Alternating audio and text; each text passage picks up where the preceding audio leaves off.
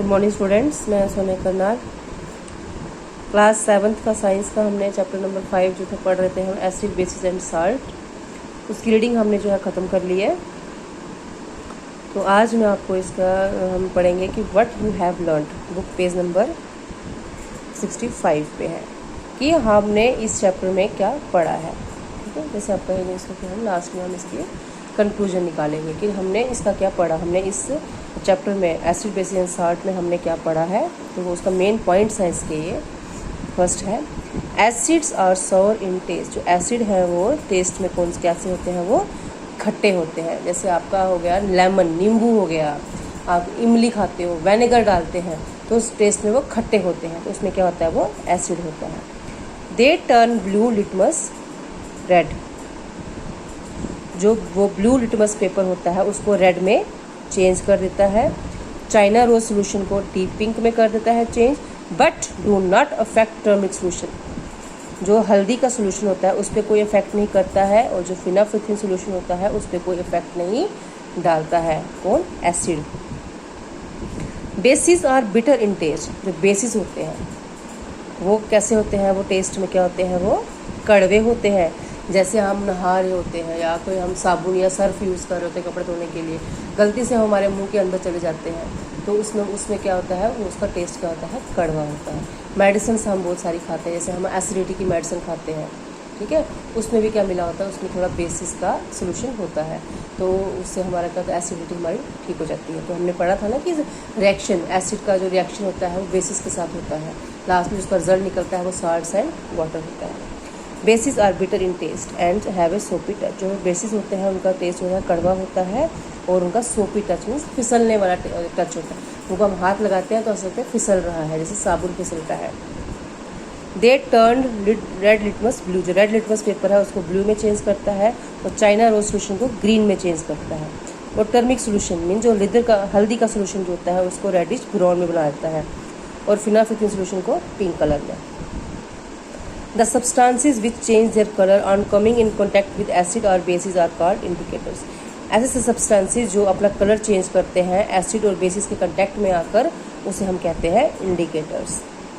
When an acid neutralizes a base, जब जो acid है वो बेस को न्यूट्रलाइज करता है, ठीक है, जब एसिड जो है न्यूट्रलाइज करता है बेस को, वो जो उसका प्रोडक्ट निकलता है बाहर रिएक्शन का, वो होता है salt and water.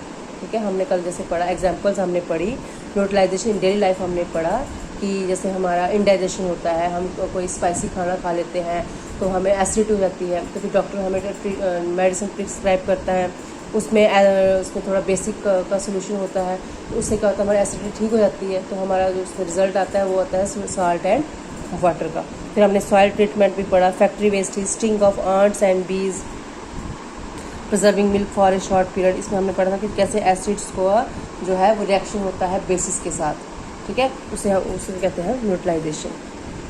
A neutral solution is neither acidic or basic. जो न्यूट्रल सोल्यूशन होता है ना वो एसिडिक होता है ना ही बेसिक होता है। And the indicators do not show any change in colour. उसमें कोई भी कलर जो है वो चेंज नहीं होता है। तो ये आ गया इसके इम्पॉर्टेंट पॉइंट। तो आगे आपकी इसकी है एक्सरसाइज, जो पेज नंबर आपकी है 65 पे। इसके fill in the blanks, fill in the blanks आपको इसके करने हैं। ये आपको इसके दिए गए हैं, लिस्ट दी गई है, तो आपने इसमें ब्लैंक्स आपने इसको देख के आपने भरने हैं। ये मैंने कर रखे हैं, तो मैं आपको समझाती हूँ इसका। The acid found in lemon is dash acid. जो एसिड जो कि लेमन्स में पाया जाता है, कौन सा? खट्टा होता है ना, हमने भी पढ़ा कि जो एसिड है वो और सोर इन टेस्ट, खट्टा होता है टेस्ट में।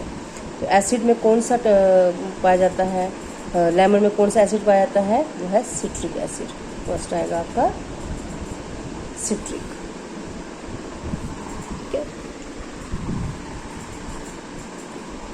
The acid found in lemon is citric acid. The bases have a dash taste. जो बेसिस होते हैं उनका कैसा टेस्ट होता है, बिटर टेस्ट होता है उनका।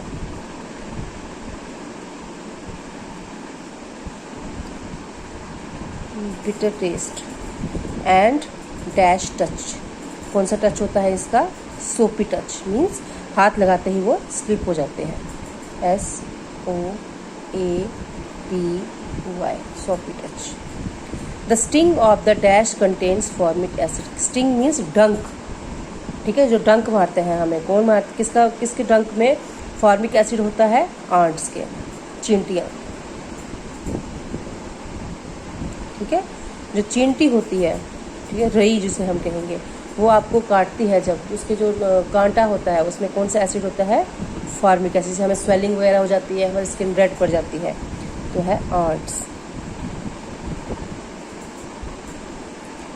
Sulphuric acid is highly dash acid, जो सल्फ्रिक एसिड होता है वो कहता है कोरोसिव एसिड होता है।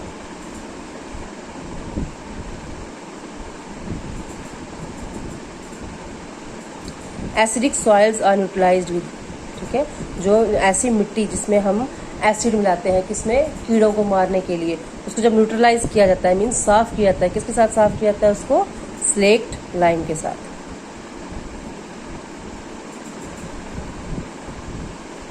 स्लेक्ट लाइम के साथ, ये वाटर होता है जिसमें ये बेस मिला दिया जाता है, जिससे कि वो मिट्टी जो होती है वो दोबारा से न्यूट्रलाइज हो जाती है, उसमें दोबारा से वो खाद अच्छी पड़ती है और दोबारा जो है मिट्टी वो साफ़ हो जाती है, तो उसमें हम कोई कुछ भी लगाएंगे वो पैदावार अच्छी होती है।